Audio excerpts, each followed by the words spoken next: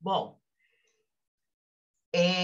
então, vamos falar agora sobre o Dia da Mulher, um dia muito importante.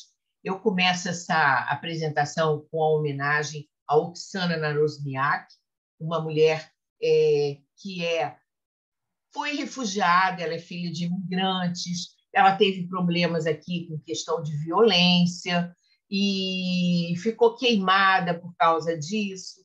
Ela foi estudar nos Estados Unidos, recebeu bolsa, e é uma excelente escultora, tem várias estatuetas lindas, expostas em vários museus lá nos Estados Unidos, e aqui nós estamos vendo a homenagem que ela mereceu no Ano Internacional das Mulheres. Então, feita a homenagem a essa pessoa muito querida, que era simpatizante da Sociedade Teosófica, sempre que vinha ao Brasil. E vamos voltar agora para a mãe da humanidade. Todo mundo chegou neste mundo através de uma mulher, e a gente fica muito assim, achando incrível como é que pode a mulher, às vezes, ser tão maltratada, tendo em vista que todos nós dependemos de uma mãe que teve cuidado com a gente, que nos fez, nos deu a possibilidade de viver, porque o ser humano é um ser muito frágil. Se não é o pai, uma mãe, pelo menos, que tome conta dele, ou alguém que faça esse papel, ou seja, uma mãe, quer dizer, não biológica, mas uma mãe que realmente cria aquela criança, nenhuma criança vai sobreviver. Então, é um papel tão importante que a gente não consegue entender porque, às vezes, até filhos matam mães. Mas a verdade é a seguinte: acontece, a humanidade é pouco evoluída ainda, mas, na sua maioria, eu acho que é um amor muito especial, principalmente pelas nossas mães, porque elas nos trouxeram. Bom, isso aqui é uma coisa muito interessante que eu estou compartilhando com vocês e que muita gente não sabe. Nós sabíamos aquela história do Adão e Eva, que tem na Bíblia, e a gente acha aquilo uma simbologia. Mas existe uma coisa que é real, é física, comprovada. Eu uma vez tinha lido uma reportagem sobre isso e não acreditei muito. Nunca mais vi nada. Mas depois voltei a ver e é pura verdade. Nós temos uma Eva biológica. Não se sabe por quê, entendeu? Não se sabe se em determinado momento a humanidade teve algum problema muito sério, passou por alguma situação que houve muita destruição. Nós não sabemos o que aconteceu, tipo assim, 200 mil anos atrás. O fato é que toda a humanidade é filha de uma Eva, que morava exatamente na África, no sudeste da África, onde está ali marcado, né? Que há um lugar, e daí é que saiu tudo. Daí que essas pessoas que estavam nesse lugar começaram a se movimentar, e quando a gente faz um teste de DNA, o próprio laboratório vai te apresentar essa história e vai te mostrar que existe uma Eva mitocondrial ou Eva biológica. O que é isso? Mitocondrial é toda a linha de descendência que vem através da mãe, da mulher. E nessa linha é que eles sabem que todo mundo tem o código genético desta mulher, desta Eva mitocondrial, eles chamam. Eva biológica. Só não se sabe o porquê. Provavelmente existiram outros seres humanos nessa época, mas o que aconteceu com eles para que todo mundo tivesse esse gene, não se sabe. Mas o fato é que somos filhos de muitos, muitos, através dessa longa linhagem, né? E os seres humanos andaram, uns para a Ásia, outros para a Europa, para o Oriente Médio, e depois, por fim, para as Américas, através da ligação que existia, né? Da Sibéria com o Alasca, porque na era do gelo não existia separação de mar, era tudo gelo, ponto final. Então, é interessante isso. Há uma Eva, realmente. Não é aquelas da Bíblia, mas ela existe. Bom, e tudo leva a crer, tudo nos prova que a humanidade é uma só e que ela tem uma divisão dentro dela mesma, que acontece em determinada fase da gestação, no início é todo mundo igual, até que, de repente, há uma separação. Mas nós que estudamos essas coisas, nós sabemos que tudo está contido. Então, aqui está contido o masculino e o feminino, e se está manifestado o feminino, o masculino está lá no cantinho, é o olhinho do peixe. Ou, se é ao contrário, a mesma coisa. Então, nós temos essas duas, vamos dizer assim, raízes, vamos dizer assim, e nós estamos manifestando uma parte dela.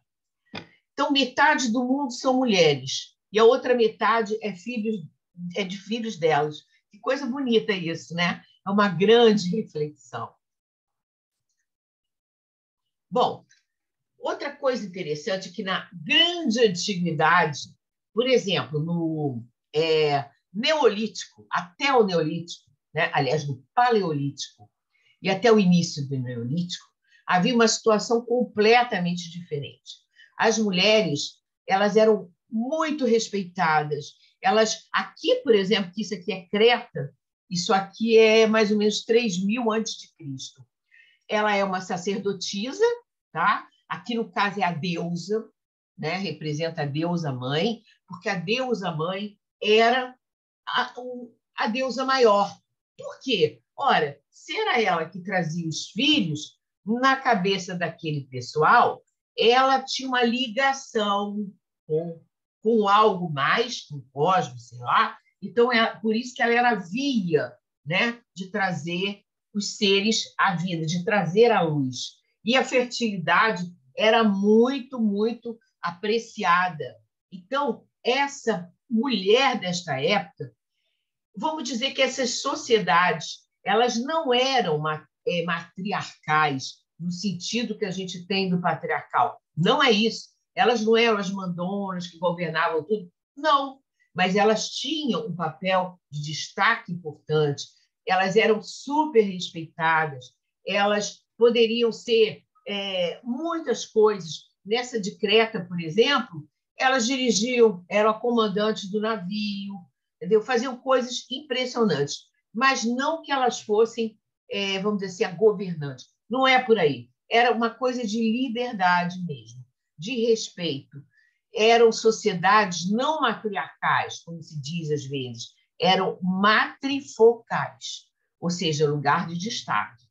Agora, nos tempos mais antigos ainda, dos coletores ainda, o que acontecia? Eram as mulheres que coletavam as plantas. Então, elas criaram uma sabedoria imensa para lidar com plantas, conhecerem remédios. Era uma característica delas. E os homens tinham outras funções, né? Agora, mais tarde, quando se descobre qual é o papel do homem na concepção, que só acontece quando começam a criar gado e ver como é que as coisas acontecem no reino animal, aí as coisas começam a mudar. Bom, mas na sabedoria antiga, nós temos aqui em vários lugares diferentes, a Pachamama aqui na América, e as celtas, por exemplo, aqui já é a celta, grega, enfim, toda aquela sabedoria antiga respeitava e honrava as mulheres. Mas aí começa, inclusive, a guerra, porque não existia. Tudo indica, naquelas cidades mais antigas, que não havia, por exemplo, defesas, não havia muros, não havia nada disso. Até que, no momento que começam a caçar e começam a se mover, saíram de uma condição e passaram a ser mais nômades, quer dizer, começaram a andar e depois se fixar, as coisas começam a mudar. E aí começa um de olho no do outro, né?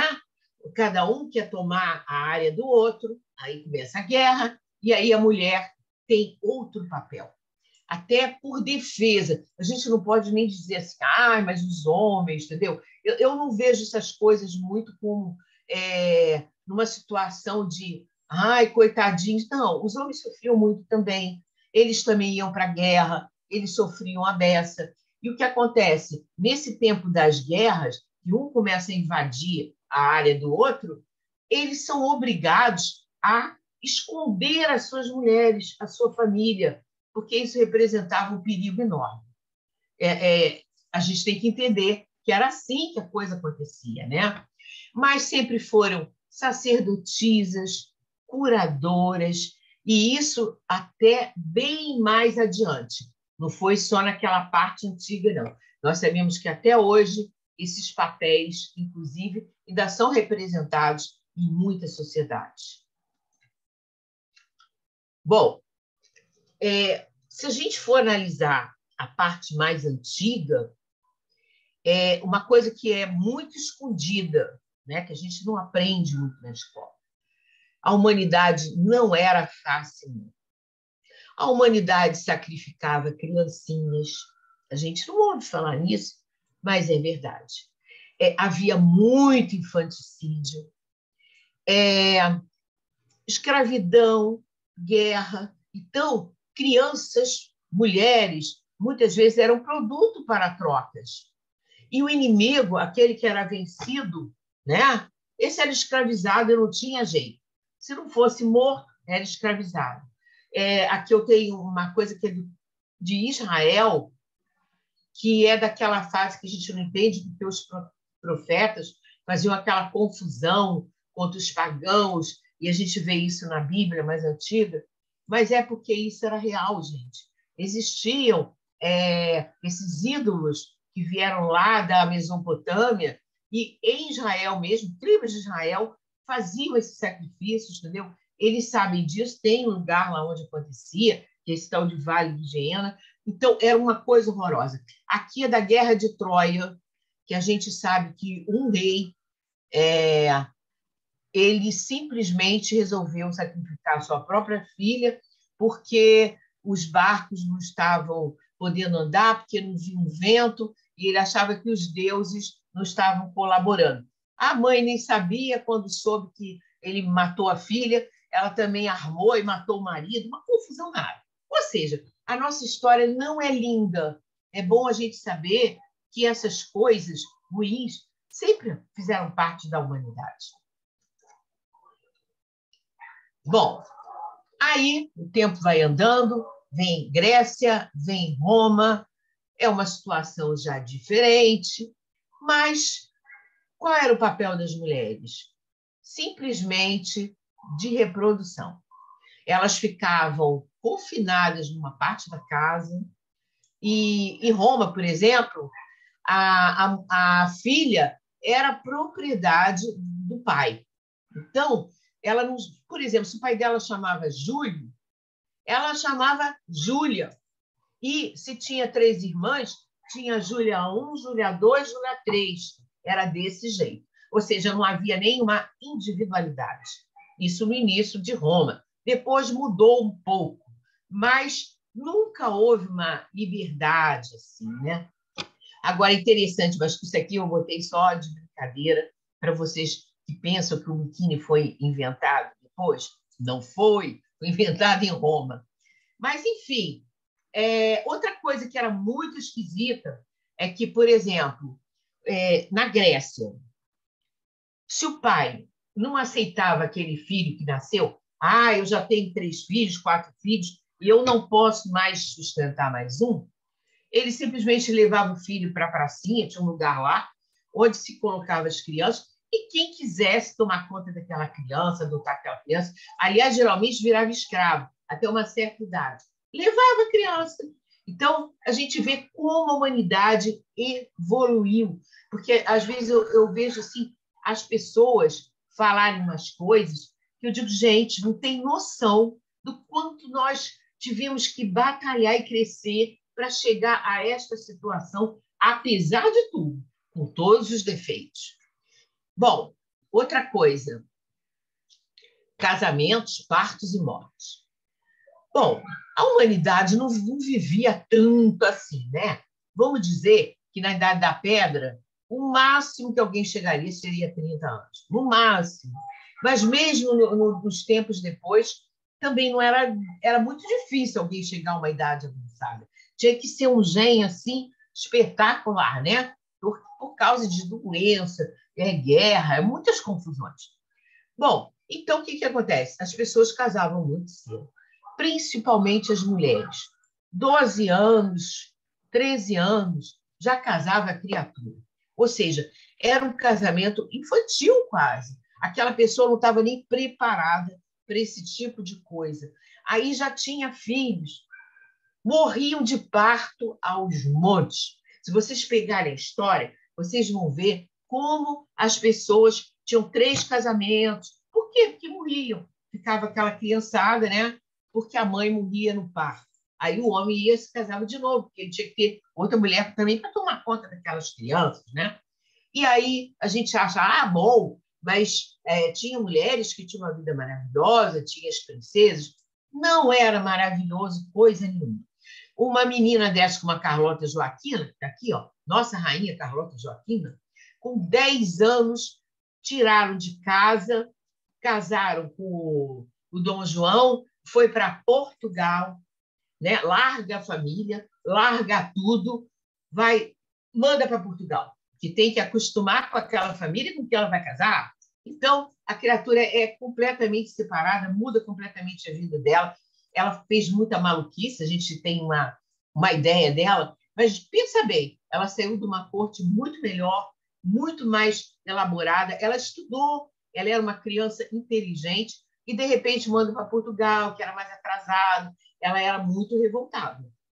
Bom, com 10 anos, ela atacou o marido porque tentou consumar o casamento. Ela era brava. Resultado, tiveram que dar mais um tempo para ela acostumar com a ideia. Ou seja, gente, quanta coisa aconteceu na humanidade que a gente não tem ideia.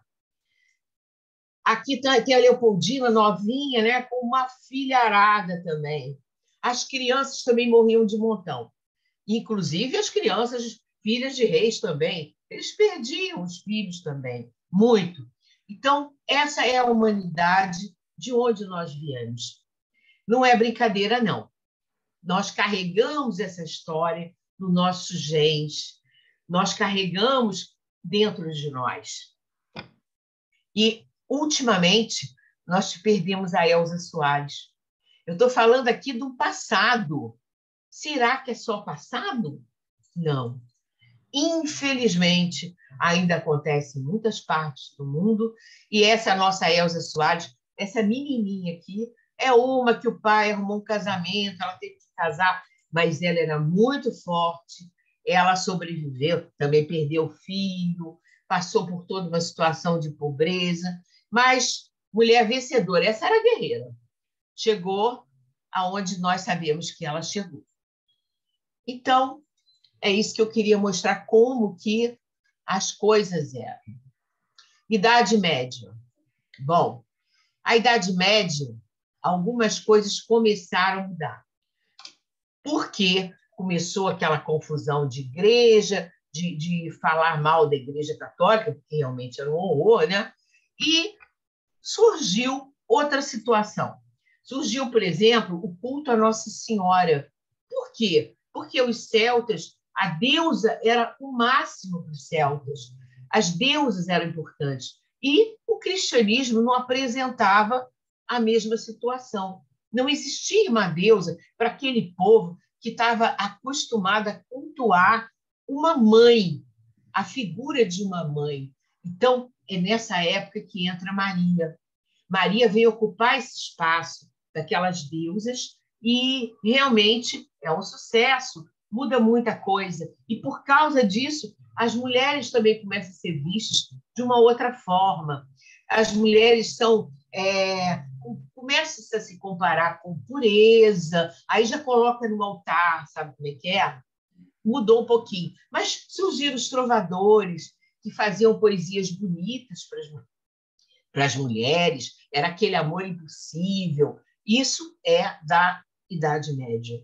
E também muitas começaram a aprender a ler, porque, por incrível que pareça, os homens às vezes não tinham paciência, achavam aquilo chato, achavam que perdia muito tempo, e às vezes saíam para a guerra, para isso. Alguém tinha que fazer esse trabalho. Então, muito bem, vamos ensinar as meninas a ler. Aconteceu bastante nessa época. Agora, coisas ruins que não se conta, por exemplo, o feudalismo. A noiva de preto. Simplesmente era aquela sociedade feudal que tinha um senhor, né, que mandava em todo mundo, e o que acontecia? Quando as meninas casavam com alguém, a primeira noite era do senhor feudal. Vocês acreditam nisso? É verdade. Aqui no Rio Grande do Sul, numa cidade daquelas lá, acho que é Nova Petrópolis, acho que é lá, que tem um museu que tem a roupa, que no caso era uma roupa preta, era um tipo de protesto, né? Era noiva de preto. Existe a roupa lá da bisavó, sei lá, de alguém que veio como imigrante aqui para o Brasil, provando que essas coisas realmente aconteciam. A escravidão, logicamente, uma coisa horrorosa. Sempre aconteceu.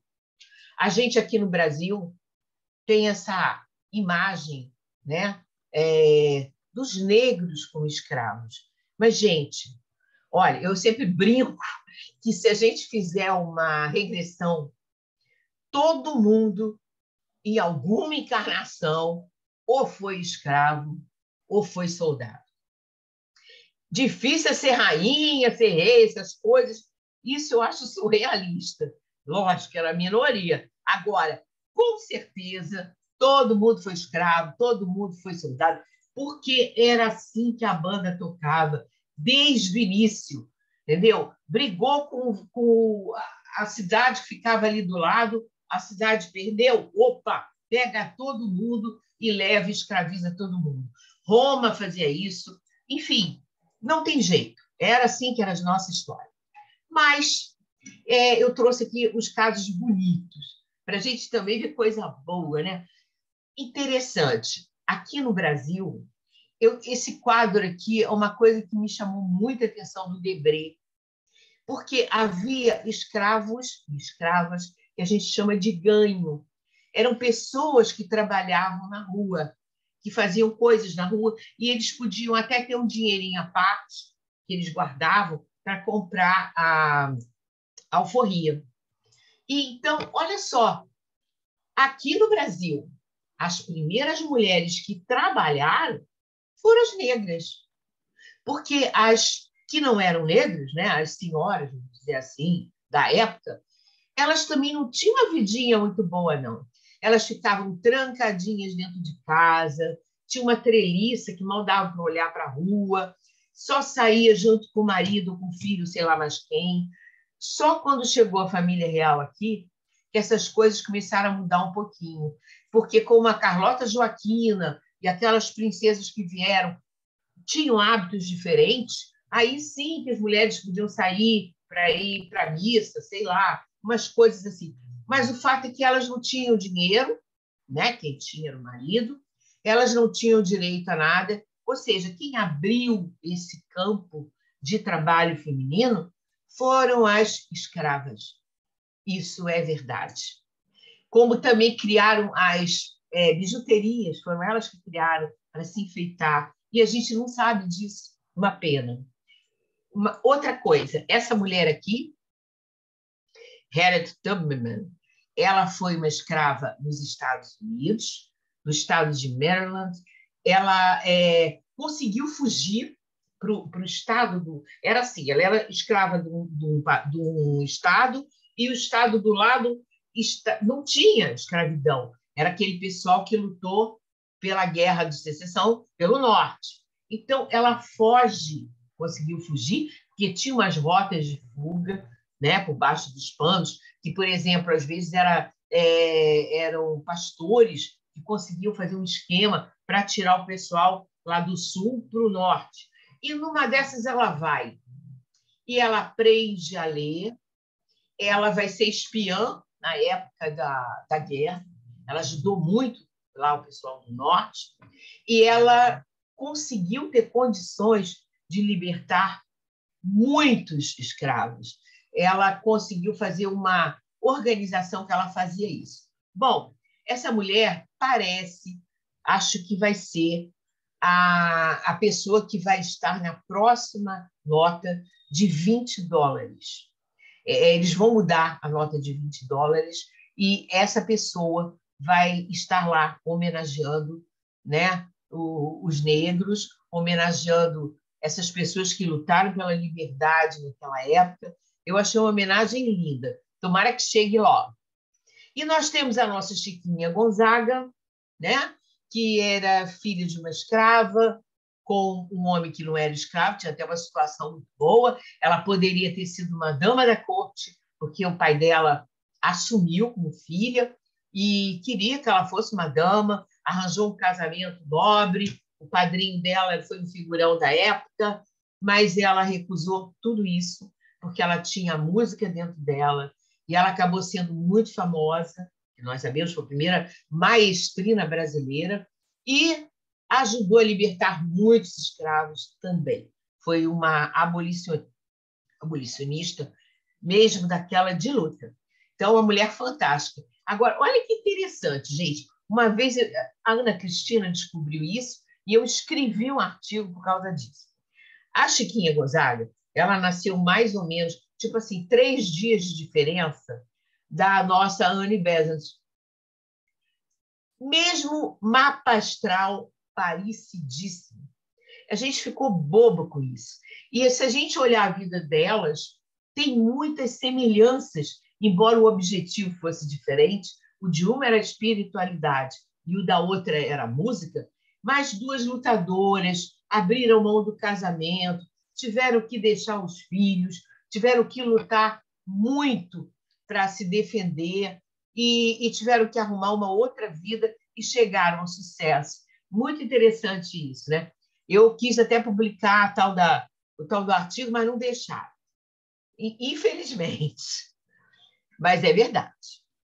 Bom, agora então passou esse passado antigo, que não foi de brincadeira, e agora, nesse momento, nós, por exemplo, feminismo é igual a machismo?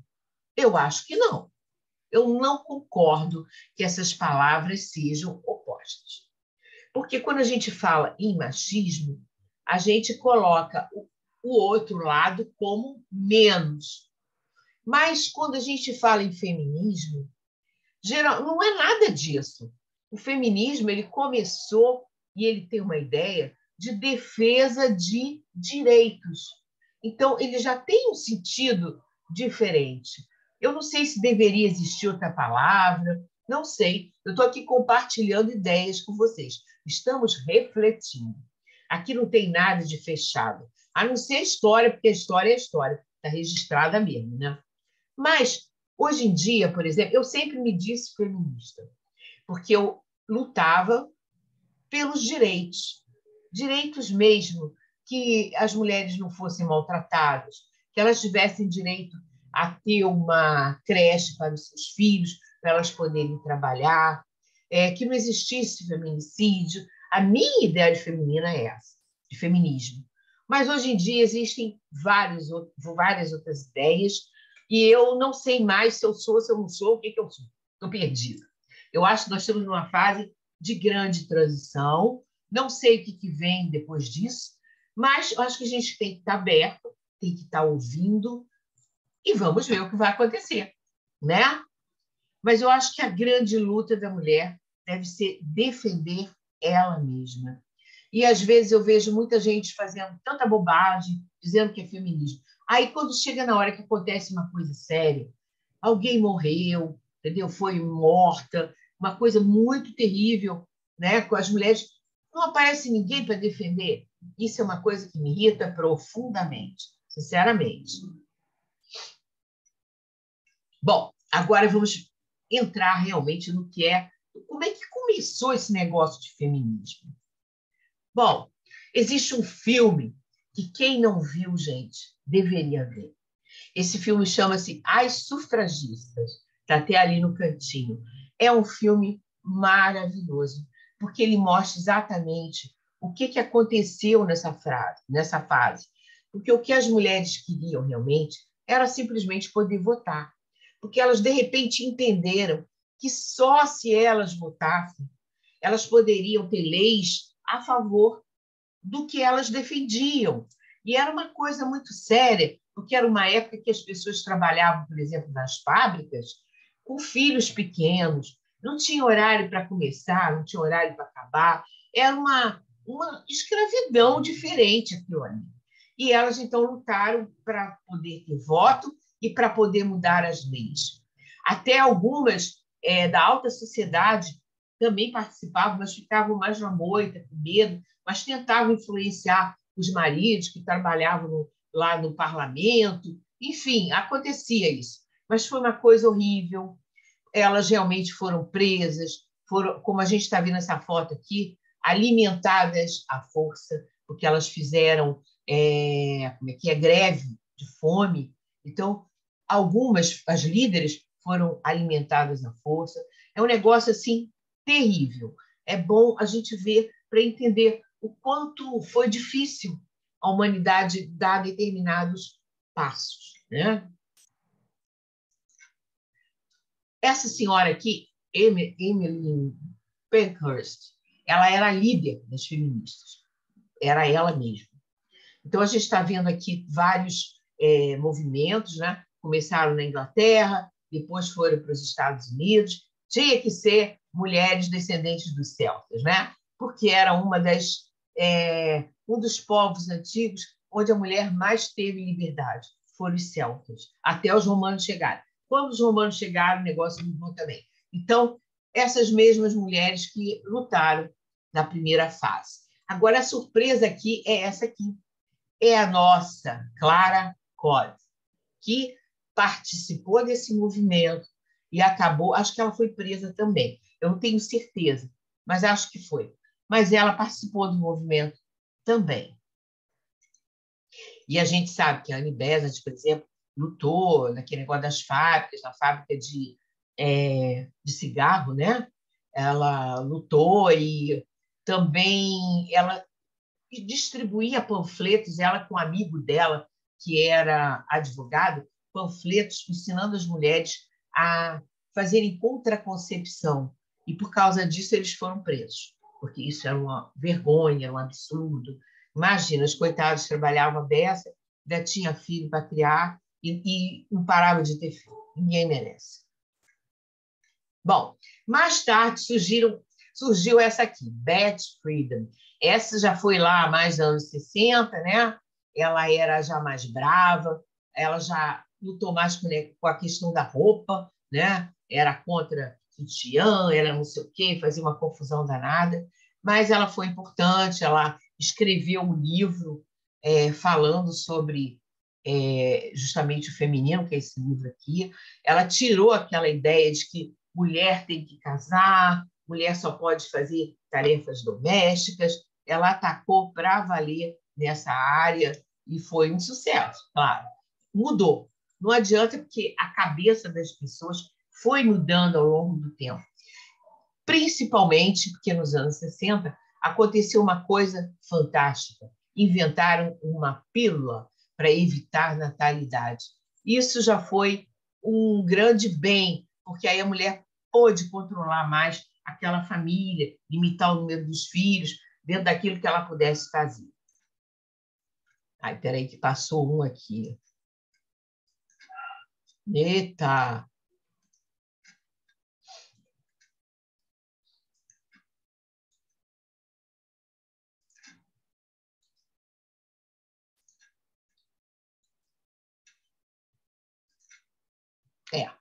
Agora é o próximo. Bom, gente, essa outra situação terrível, né? A gente sabe que é uma luta até o dia de hoje.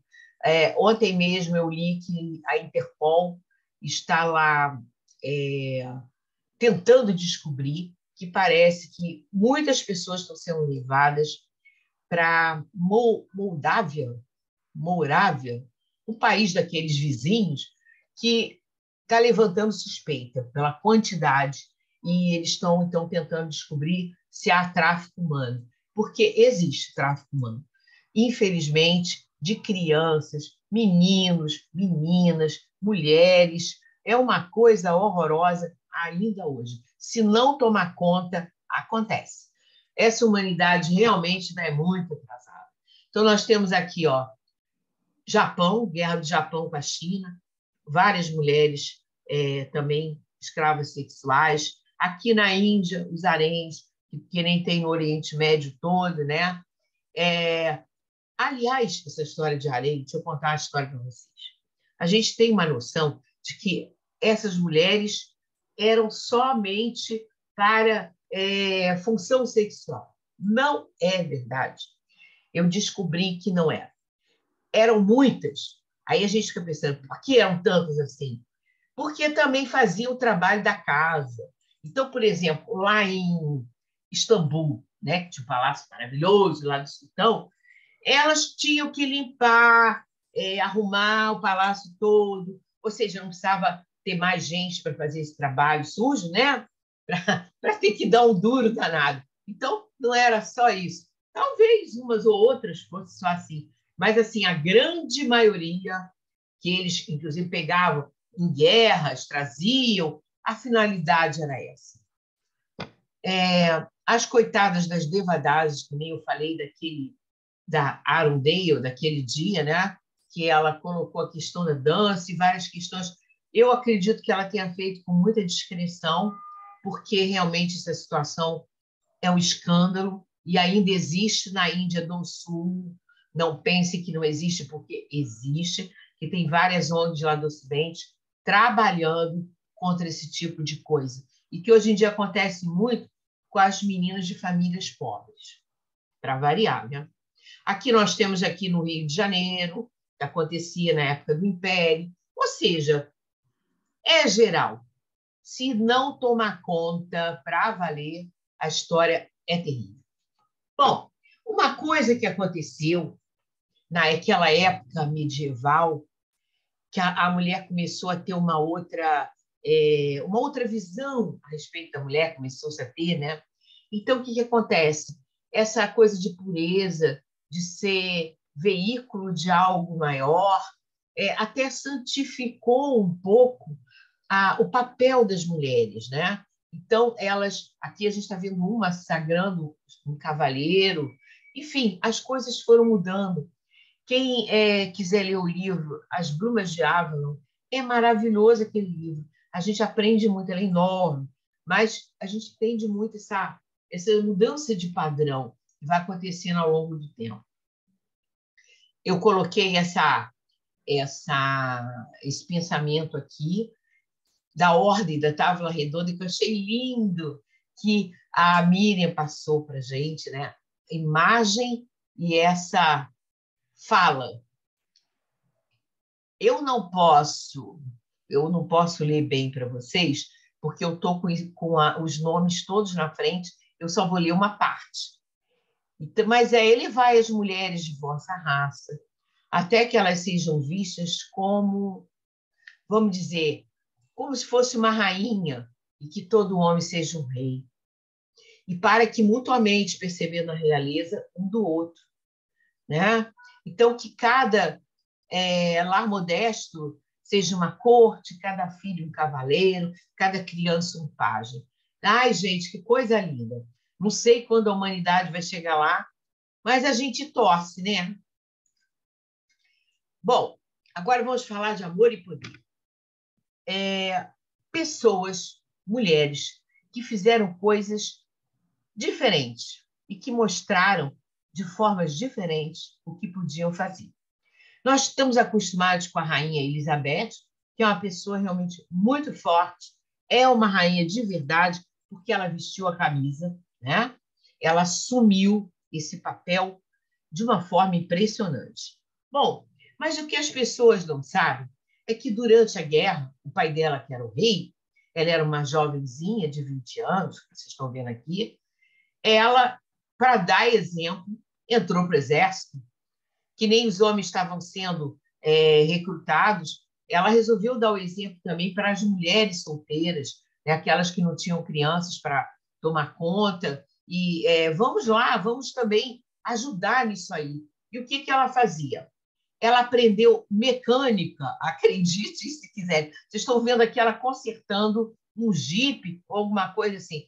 Ela botou a mão na graxa para consertar carros do Exército Britânico e transporte. Ela aprendeu a dirigir, que é uma coisa que, pelo menos até pouco tempo atrás, ela ainda fazia. E dirigia ambulância, caminhão. Não tinha colher de chá, como outras mulheres também. Então, se criou um papel no Exército feminino para poder ajudar justamente com a questão dos homens, porque eles eram mandados para outros lugares e havia muito trabalho a ser feito. A Madre Teresa, pelo amor, né, por aquele coração maravilhoso, que ela abriu mão de casa, família, de tudo, jovenzinha, foi para longe e assumiu esse trabalho até morrer. Então, essa é outra mulher poderosa, né? As pessoas são exemplo e poderosas por motivos diferentes. Mulher pode ser estadista? Bom, temos 3 aqui que foram bem famosas, muito fortes. Agora, aí pergunta-se, mas por que as mulheres não costumam ocupar cargos importantes? Gente, porque a maioria tem outras questões em casa, tem filhos para criar, tem os problemas da casa, tem N coisas. Ainda para assumir essa tarefa que é pesada, é lógico que não existe muita gente querendo, não. Mas, de vez em quando, aparece quem queira, né? E essas 3 aqui, que são, eu vi em criança, Golda Meir, não sei se os jovens não conhecem, uma grande estadista de Israel, a Margaret Thatcher também, na Inglaterra, chamada Dama de Ferro, uma mulher poderosa. E a Indira Gandhi, que, infelizmente, acabou sendo assassinada. Então, quer dizer, a mulher no poder é possível também, e com sucesso. Bom, outra coisa horrorosa que não se fala, muita gente, eu já vi mulher dizer para mim assim, não, mas são costumes, a gente tem que respeitar. Quase que eu disse um palavrão enorme, mas eu calei minha boca. Bom, mas eu falo. Esta mulher maravilhosa, que se chama Waris Dirie, que foi uma grande modelo, ela era do Senegal e ela conseguiu fugir pelo deserto para fugir de um casamento. Ela era novinha e ela não queria casar com um homem muito mais velho. Ela se mandou pelo deserto e acabou indo para a Inglaterra, porque ela chegou numa cidade maior onde uma avó deu um jeito dela ir para a Inglaterra, porque ela tinha um tio que era embaixador na Inglaterra, e ela ficou morando na casa do tio, né, fugida, até que, quando o tio foi obrigado a voltar por questões políticas, ela aí fugiu também com amigos, né, se juntou a amigos na Inglaterra e ficou por lá. Até que ela foi descoberta e se tornou uma modelo famosíssima e criou uma ONG contra essa desgraça. Ela também tem um filme sobre a vida dela chamado Flor do Deserto. Essa aqui é a verdadeira Waris Dirie, quando ela era garota, né? Agora ela já é uma mulher, já tem filhos, é casada, e ela conta exatamente o que foi a vida dela e o que é esta coisa horrorosa. E depois de muito famosa, já representante da ONU, ela tem essa ONG, né? Ela voltou à terra dela e fala que viu nos pais dela muito orgulho. Então, ela ficou muito feliz que tudo que ela fez, eles acabaram reconhecendo. Novas lutas e novos papéis. Dos anos 60 para cá, muita coisa mudou. Bom, Brigitte Bardot, essa se dedicou aos animais. Com 30 e poucos anos, ela largou uma carreira de sucesso, era considerada uma mulher belíssima, que fazia moda, tudo que ela usava, as pessoas imitavam. Ela criou esse cabelo assim ao vento, até o tempo dela. Isso eu sou testemunha, que eu tinha também, fui jovem nessa época. O que acontecia? A gente fazia coques na cabeça, via com o cabelo preso, aí tinha que botar bombril no cabelo, para o cabelo ficar assim. As meninas aí vão lembrar do meu tempo. Como era complicado, era um trabalho para a gente se arrumar. Aí chega a Brigitte Bardot e fala, nada disso, cabelo assim, gostava de mar, de bicho, mudou aquele negócio todo. E não gosta desse negócio de ser artista, não quero mais nada disso, e dedicou a vida dela toda aos animais. Até hoje, a ONG dos animais. Já foi presa, já pagou fiança, já teve N problemas, mas ela já está com 70 e tantos anos e nunca voltou atrás. Né? A Malala, aquela menina que lutou para estudar, né? Que quase morreu, mas que está aí, hoje escreve livro, é uma pessoa representante da ONU também. Essa pessoa aqui eu coloquei pela questão agora de refugiados. Essa menina era de um campo de refugiados no Afeganistão. O fotógrafo tirou essa foto dela e, sei lá, 20 e tantos anos depois, ele tentou descobrir essa pessoa. Ela tinha casado e ele pediu uma autorização especial para a família, para o marido, que ele queria fotografá-la, que ele tinha ficado muito impressionado com os olhos dela, que realmente são incríveis, e queria saber como é que ela estava agora, depois de 20 e tantos anos, naquela situação de refugiada. E talvez até com negociações financeiras ele conseguiu. E a gente vê o sofrimento no rosto dessa pessoa, de uma vida difícil e exigente. Aqui a nossa princesa Diana, muito feliz, né? Que passou, a gente sabe quantas coisas, mas que também mudou um papel do feminino naquela realeza, que foi uma mãe carinhosa, né? Que mostrou os seus filhos, conviveu, coisa que a sogra não fez. A rainha só foi rainha mesmo. Os filhos foram muito delegados. Então, ela acentuou muito a questão da maternidade. E também um grande coração, que trabalhou para ONGs também, que faziam um trabalho muito sério, gente que perdeu a perna por causa de guerra, por causa de bomba. Enfim, é uma pessoa admiradíssima. Ricas e famosas. Nossa, essas duas são bilionárias, são pessoas muito ricas, muito famosas. E, assim, vencedoras. Por quê? Porque todas duas tiveram uma vida difícil. Não foi fácil, não.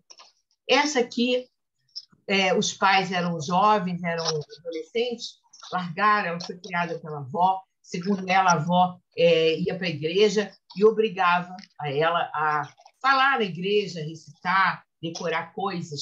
E quando ela fazia isso, ela foi desenvolvendo esse dom, né? A avó era muito exigente, muito autoritária, mas tudo bem.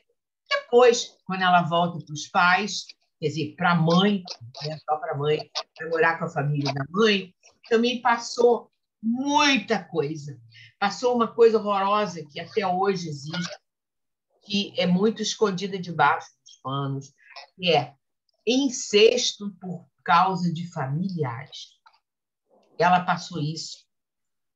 Depois, quando ela fugiu da casa da mãe, já com uns 14 anos, para morar na casa de uma amiga, o que ela fez? Denunciou e os filhos foram todos presos. Tio, primo, foi tudo preso.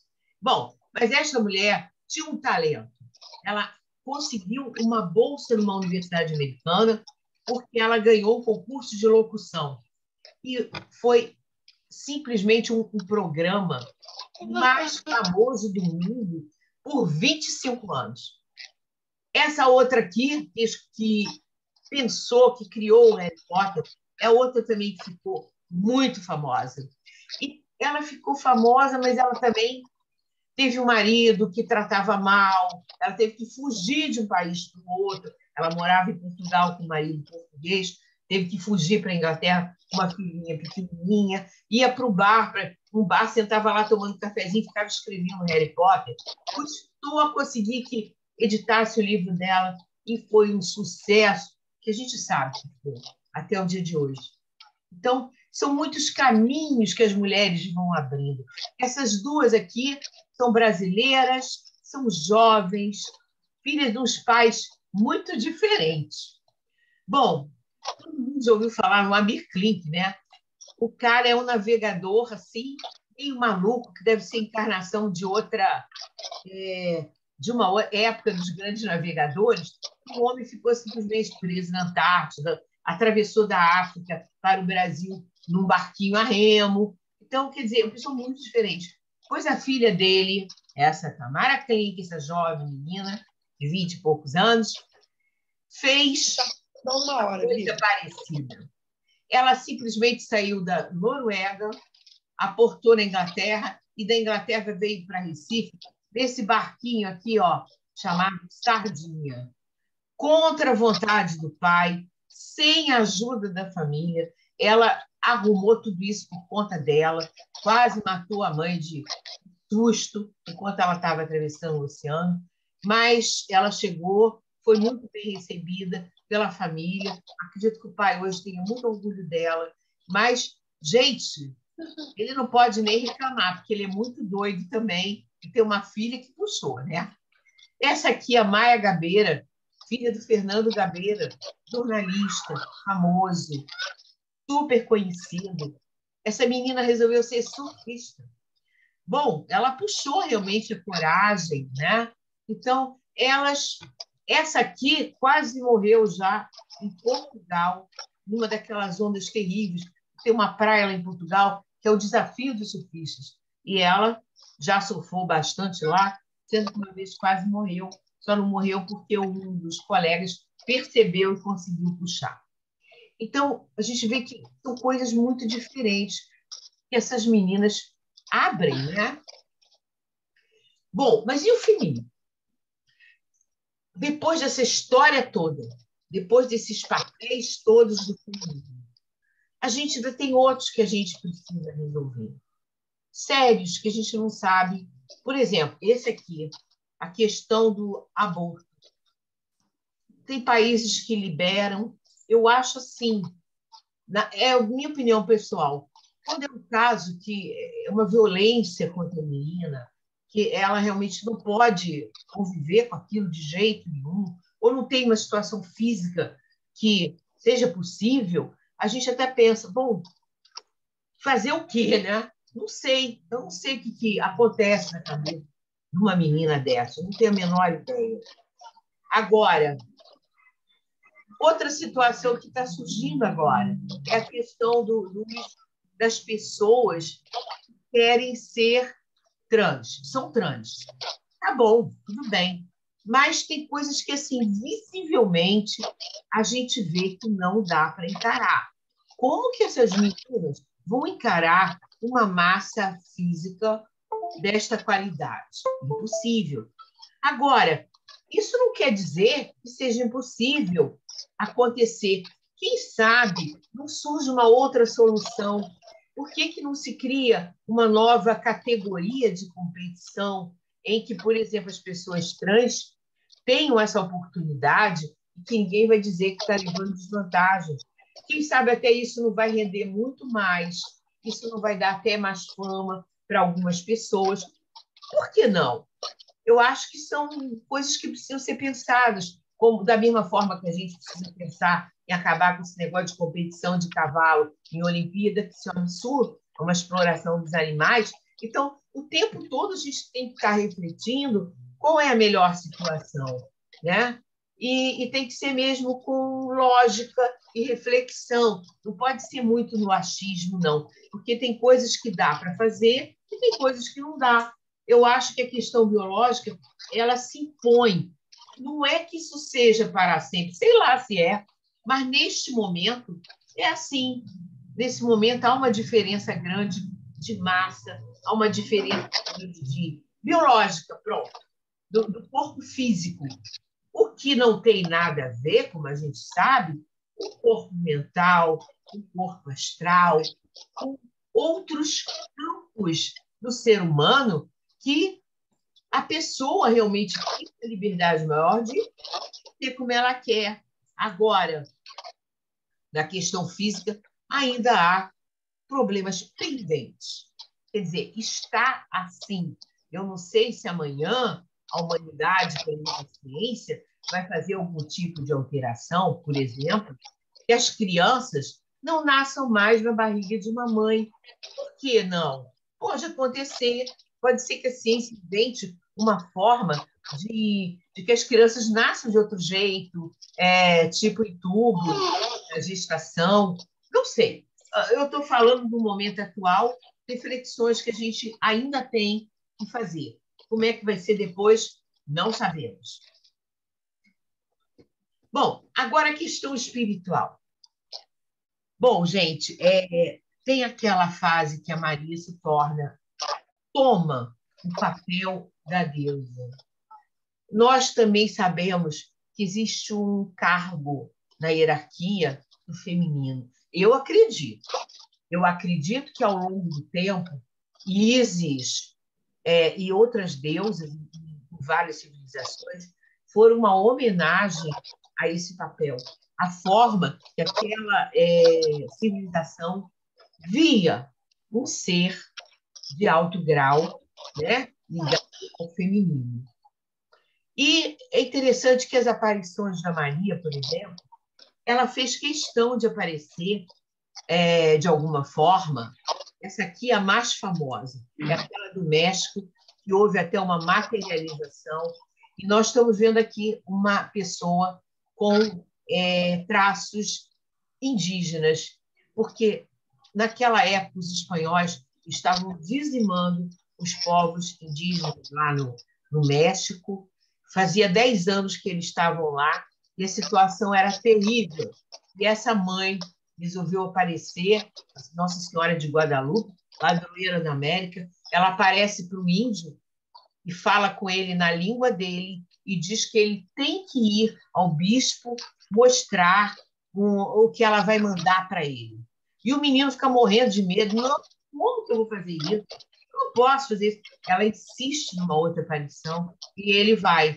E quando ele vai, né, ele tira o manto dele, e quando ele tira o manto dele, caem rosas, em pleno inverno, rosas lá da Espanha. Então, quer dizer, houve uma materialização e este manto ele está coberto com a imagem dela. Então, eu considero essa aparição absolutamente espetacular. Está lá, no México, quem quiser ver. A Nossa Senhora Aparecida, que já veio como negra, né? E a Maria, aqui numa descrição do Chico Xavier, de como ela aparece nos reinos, no astral. Quando ela, às vezes, faz visitas no astral, segundo foi passado esse rosto, que seria a aparência que ela usa nessas situações. Mas, enfim, como falei para vocês, eu não tiro conclusões, eu apresento as coisas. As conclusões são da cabeça das pessoas. Cada um tem que refletir e pensar qual é a forma de trabalhar o feminino nesse momento. Seja não só conosco, mas com os nossos filhos, filhas, enfim, familiares, com nossas sociedades, no modo geral. O que o feminino precisa andar ainda? O que precisa ser resolvido? O que precisa ser atendido? Essa é a grande reflexão. Para onde estamos andando? Como é que vai ser isso no futuro? Não sabemos. Bom, o feminino sagrado, que tem várias formas de ser mostrado. Aqui a gente tem já representações mais do tipo angélico, né? Mais do estilo Deva, de asas, né? E várias outras representações. Essa pessoa que está aqui é a pessoa que substituiu Yogananda na selfie, quando ele morreu. Então, tem uma frase dela aqui assim: toda mulher é, para mim, uma representante da mãe. Eu vejo a mãe cósmica em todas. Eu também. Assina embaixo. Então, essa aqui é Sri Dayamata, se eu não me engano, o nome dela. É, Regina, é esse mesmo. né? Gaia Mata. É. E agora, para terminar, nós temos que falar das nossas um pouquinho, né?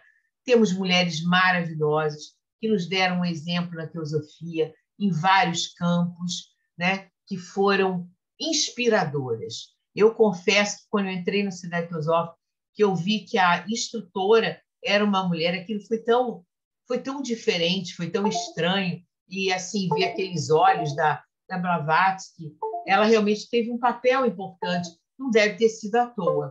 Ela veio para mostrar um novo papel da mulher, a questão da espiritualidade, a questão da importância do sagrado, também do feminino. E sou muito agradecida por ter tido essa oportunidade. Bom, então eu trouxe aqui, dessa mensageira, né, do quadro, a missão da mulher é tornar-se mãe de futuros ocultistas, dos que hão de nascer sem pecado, pois da elevação da mulher depende a redenção e a salvação do mundo. E enquanto a mulher não despedaçar os grilhões da escravidão sexual, aos quais foi sempre submetida, o mundo não obterá um vislumbre do que ela realmente é e do lugar que lhe está reservado na economia da natureza. Então, assim falou o mestre, e essa é que eu acho que é a nossa maior reflexão enquanto ligadas ao ocultismo e ao sagrado. É isso, essa era a minha mensagem para vocês, reflexões minhas, que eu reparto, e conhecimento também através do tempo, e eu quero depois saber o que vocês pensam, o que vocês acham, que reflexões a gente pode até aprender com outras opiniões, com outra forma de ser, né? É isso. Obrigada a vocês por me ouvirem. Regina, muito obrigada a você por nos falar. Acho que foi um prazer muito grande. Eu vou abrir a palavra, mas eu vou pedir que sejam breves, porque nós já estamos com um tempo bem avançado. Mas o Wagner está deixando aqui no chat um comentário. Menina, você acha bom eu parar a gravação? Pode, acho melhor.